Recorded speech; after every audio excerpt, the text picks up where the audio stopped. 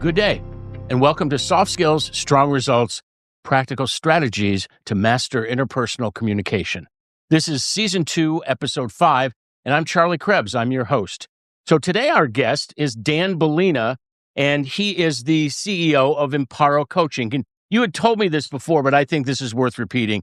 Can you explain what that title means and tell us a little bit about your business, Dan? Absolutely, Charlie. Well, first of all, thank you for having me here. I'm very honored to be here. So thank you for the invite.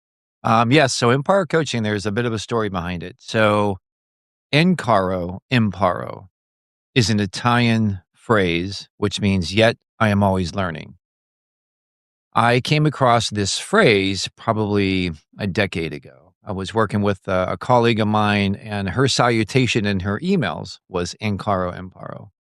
And it stuck with me. And it stuck with me because I consider myself a lifelong learner.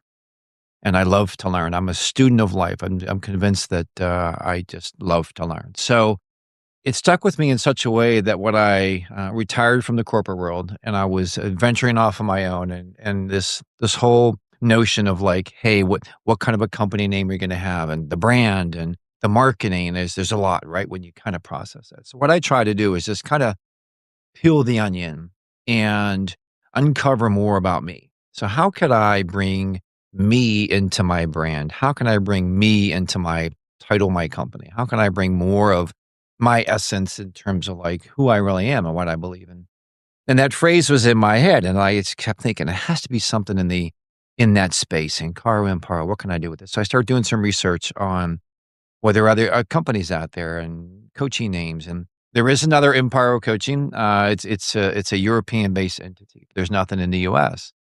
So I thought, oh, that's it, right? That's it for me. And so I landed on Imparo Coaching. And if you go to my website, imparocoaching.com, you will see references to Michelangelo. Michelangelo was known in his last of his days that he had on this earth, and he died when he was in his mid-80s. And back then, it was a long, long time that someone lived.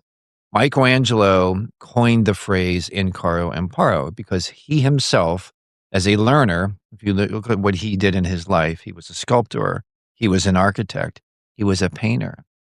He didn't want to paint the Sistine Chapel. He didn't want to do it. He did it. And look how profound that piece of art is today. Look at the sculpture of David. The Basilica in Italy was designed by Michelangelo.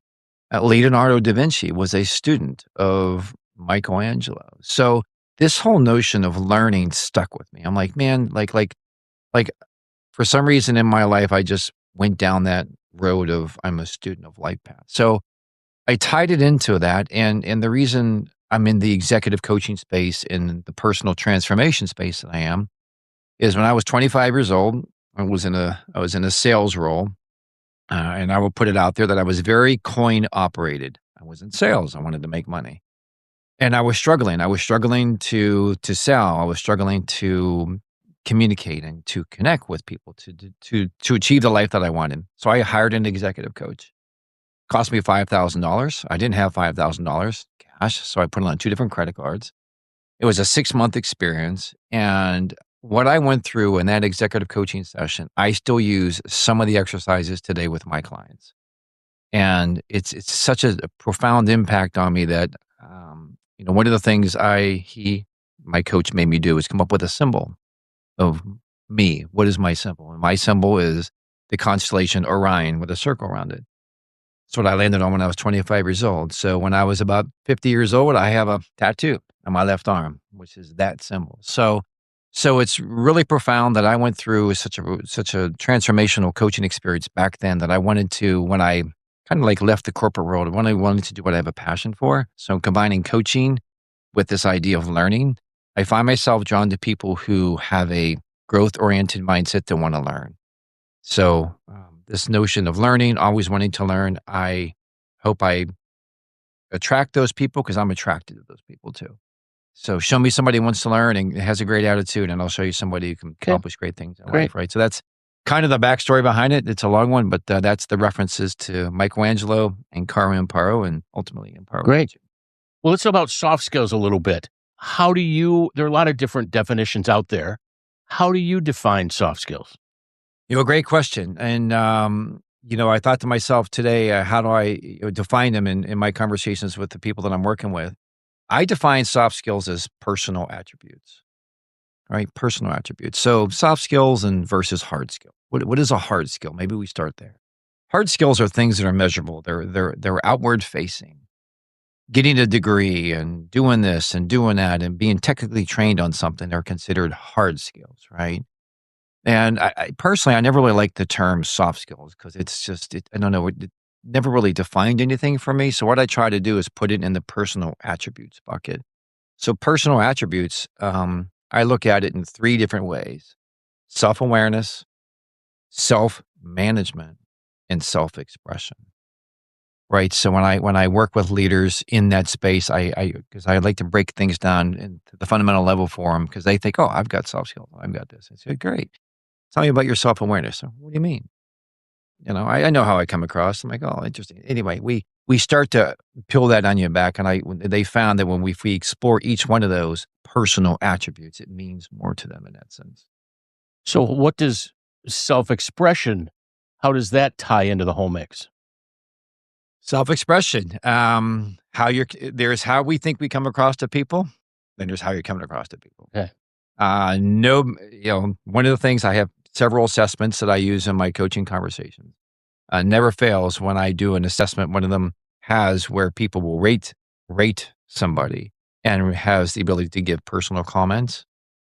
The the profound insights that are gained from that feedback as in terms of what we think we're expressing versus what's landing, there's always a gap.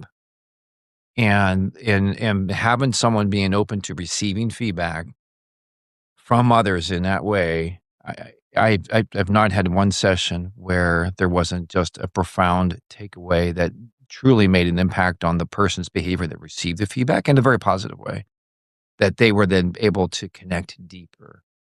So, sometimes I would imagine that that gap might be something that they don't want to admit. Absolutely. So how do you help them bridge that and embrace that gap so they can, to go back to what you said, so they can learn? Well, I hate to use the old adage of you can lead a horse to water and they don't always drink. So I had a scenario, a person that received some really straightforward, candid, not so good feedback. And in my conversations with this person, in my interactions, it was kind of clear that I had a feeling that there was going to be some really pointed feedback, and there was. And after going through the assessment and reading all the feedback, my approach to it is I will work with you in the spaces that the person wants to work. I don't force feed anybody on anything. So my question is, hey, of all this feedback, what will be one thing you'd want to work on? Dead silence. Absolute dead. We must have sat there for a minute. And he finally came back and he said, you know what? I understand why these two people said this. And the reason they said that's because I failed to deliver on a promise that I made to commit to helping somebody to do some nonprofit work. Now I understand why those people have since acted differently since that day. I will reach out to them and I will apologize that I missed that deliverable, and I will make sure that I follow through on my word. So when you ask a profound question of somebody, what I've learned is such a critical skill for leaders. Just let the other person think on it. Don't rush somebody because they're literally creating new neural pathways in their brain on what they want to do in front of you. And when he said that, that was, and then because that opens the door for other things, right? To your point, but they have to be willing. But we also have to give them space to accept the feedback, process it, and then get it through because sometimes it triggers things in you, right? And be settled. Let's talk about leadership for a bit here. Let's think about a leader that uses soft skills effectively and trains their staff to do so. And let's talk about a leader that doesn't. What's the difference between both of them? And how does that impact, say, the bottom line? The difference is it's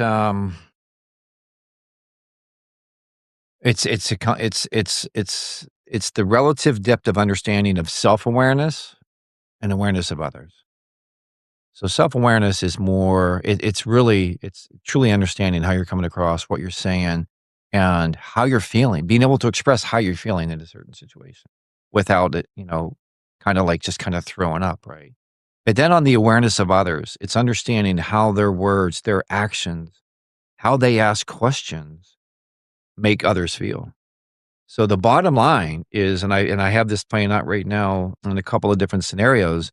In one scenario, there's a situation where there's a lot of trust that's built inside the organization from the senior leadership team, and it's because um, they bring that trust into their way that they ask the questions. In another scenario, there's with even the way the questions asked, there's a less trust in the organization, and that trust not being there causes other types of questions within the employees, right? Within the team, which then leads to just skepticism and less engagement. So what I've seen in terms of like, getting employees to be engaged, right? Trust is vital. So if you trust your folks, they're there to do well for you. Let them flourish. Engagement soars. Let's take somebody that has a hard time trusting people. For whatever reason in their life, they have a hard time trusting people. How do you help them trust people? What I found is the old Dr. Seuss cliche, no matter where you go, there you are. They're having a hard time at work, they probably have a hard time kind of outside there, right? So there's a deeper something going on. What I try to do is explore ways to, in small increments, find ways to build trust in a way that's friendly to them.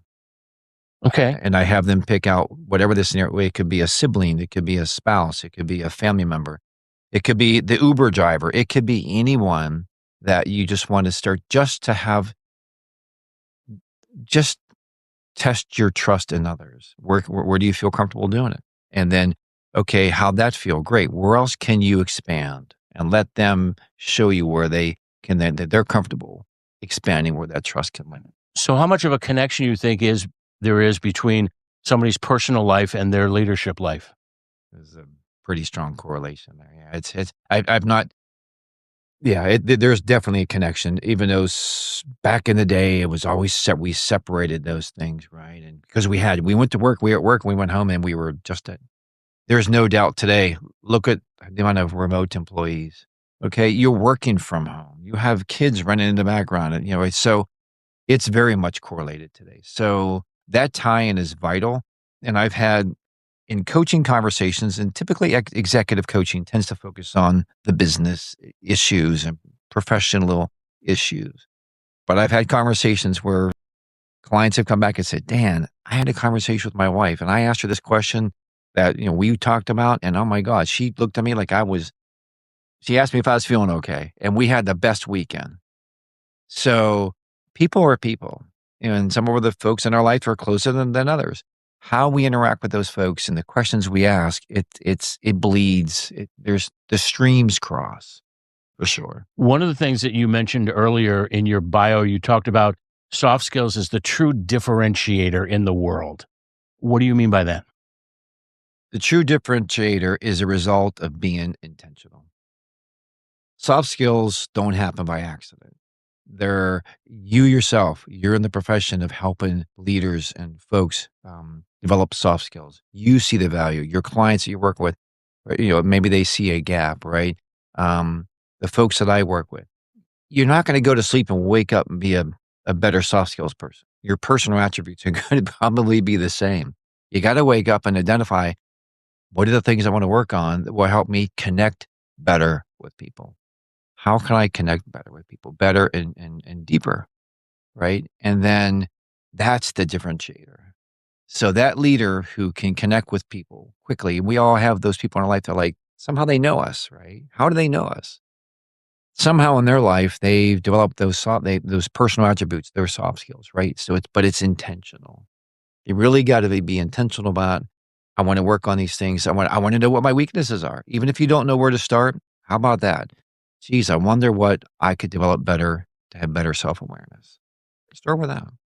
We've talked about soft skills in terms of leadership and things along those lines, but how do you, Dan, use soft skills to train your clients?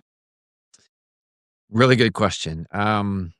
I try to practice what I'm preaching here. So one of the things that I will try to do is model, give examples. It's really common for me to switch gears with someone and we'll do a role play. Say we were talking about something, somebody struggling with how they would ask a question or what they would say. We'll do a role play where I'm them. I'll say, okay, you be that person you're describing. I will show you how I would approach it. And don't ask me what I said and how I come up with what I said. Just know I'm going to say what I'm going to say. And then you better, if you want to write down some notes, go ahead. But we role play it. So I try to model for them what I think, what my approach would be. Is my way the only way? No. It's just a way that like, if you consider it softer or that you can connect more into their world. That's what we're trying to do. Right. So, and I'll ask him at the end of it, do you feel we connected on that? I'm like, yeah. I would say, great. What's preventing you from just doing a snippet of what I just did? I don't know if I can sound that good or let's give it a try. And then I switch gears. Let me hear you. So they're in this safe space and they can try it. And then all of a sudden they're like, it wasn't so bad. The world didn't melt when I stubbed my toe. No, it didn't, did it? But you're better for it and we're going to keep going. So that's kind of how I kind of bring it into that kind of. What is connection? I mean, how do you explain to somebody if they're not a person that interacts well with people? How do you explain what connection is and why it's important? Oh man, that's a great question. It's a way you can connect with someone. You don't have to. It doesn't always have to be verbally. You connect with someone. It could be nonverbal communication where you're connecting. So connecting with somebody is having the ability to see them. When you connect with someone, you see them. Your judgment is neutral. My judgment's neutral of whoever I'm talking to. I see that person I see their fears. I see their strengths. I see them. And I communicate to them that I see them and it's okay for them to be them in front of me. And then my degree of vulnerability, and one of the things that's so important about a leader, an organization's degree of vulnerability is directly correlated to the vulnerability that the senior leader, a CEO, exhibits. We hear it a lot. It's tried and true. So if you want your teams to be vulnerable, leadership starts first. Leaders go first. I don't think everybody's going to feel comfortable being vulnerable. So I would assume that you do little steps with people. And so is that one of the ways that you help people learn soft skills, or little steps at a time? Absolutely. Absolutely. So there's varied approaches and it's a scenario. It's like, hey, look, if we wanted to bring some vulnerability into this, let's come up with 10 ideas on how we can do that and let the team tell you. Well, let's just talk about what we did for our summer vacations. Let's just talk about where we're going to go on vacation next year. Even things like that. It doesn't have to be like all of our stuff, like what made, when I was a kid, this happened. No, I'm not talking about that. Let's just start sharing some of those things let's be humans in front of other humans. See, I think some people would refer to that as it's too touchy-feely for them Absolutely. and everything like that. So is there a way to help people embrace what others would call touchy-feely? I mean, let's talk about what we did over the summer, so these little incremental steps, and that helps people be better leaders when they can connect with everybody, right? It does. It does. It does. The results are tied to the impact of the question. I would have leaders think of the questions they want to ask their teams to get their teams to quote unquote be vulnerable. And even the word vulnerable sounds intimidating. How about, hey, let's just get to know you. Let's just sit down and have a conversation about vacations. Hey, what kind of cars you like to drive? Hey, where'd you go last weekend? Hey, where are you going you got any plans over the holiday weekend? Let's just start there. And then see where it goes. Oh, you're going with your family. Oh, that's interesting. Oh, you're going with your son. Oh, and you haven't seen your son in 5 years. Oh, and I'm sorry to hear that your son's going through something. Like all of a sudden, like snippets come out of things, and then you shared something that was vulnerable, but it was in such a way that wasn't like, oh, I'm going to be vulnerable now. Listen to me now. It was just a casual way to reveal something about yourself in a safe space. When I think if you can let people know that you find value in their vulnerability, and that Absolutely. you find value in them sharing their stories, and that you find value in how that helps create a deeper connection. Um, And that value is expressed in how we treat one another. So I could say, Charlie, I value our relationship, or I can treat you as a valued friend. What are some ways to treat somebody as a valued person? Be respectful. Do what you're going to say you're going to do. Honor the time that you have together. Be appreciative. Show gratitude. Offer something back. Offer to help somebody. Okay. Someone says, "Hey, my car's in the shop. Hey, Dan, I got to go out to take my car out and I got to figure something out. Hey, Charlie, I'll take you." So you listen for opportunities to help somebody. So one of the things I love to hear about and I talk about a lot is goodness begets goodness. Right? So the goodness that somebody does I don't expect anything in return. And if anything, pay it forward. Mm-hmm. So I do a lot of pro bono work, pro bono coaching, where goodness begets goodness, where good things that I bring to the world, I'm hoping feeds and inspires others that they go and help others and say, send me an email that if you help someone else out, just let me know how my helping you help them. And let's just keep doing that. I'd love to hear those Well, things. speaking of coaching, tell us a little bit about, you recently had this 24 in 24. Can you tell us what that was about? Absolutely. So the 24 and 24 is a coaching event that I did. So it's my goal was to coach 24 people in 24 hours. And what I did, this was on August the 8th of this past year, I coached 25 people in 27 hours, back to back within a 25-hour period of time. I set it up because I wanted to show the world. My goal was to break a world record, which I did technically, and I'm going through the process of working with Guinness and some other organizations to get a world record title. But I wanted to show the world the power of coaching. I wanted to raise money. I raised over $3,000 for the Big Brothers Big Sisters organization, and I wanted people who maybe have never could afford coaching or go through coaching to experience what a coaching conversation looked like. And when I did it, I got to tell you, the first thing that happened was my first 2 coaching sessions. There were tears shed on both sides. Wow. And I was thinking, oh man, I have 23 more people to get through. How am I going to do this emotionally? Right. I did it. The grace of God, I think he held me in the palm of his hand for me to have the strength and the stamina to get through 24 hours of that. And I had amazing conversations with people, raised money for an organization that's near and dear to me because I'm a big brother in the Big Brother Big Sisters organization.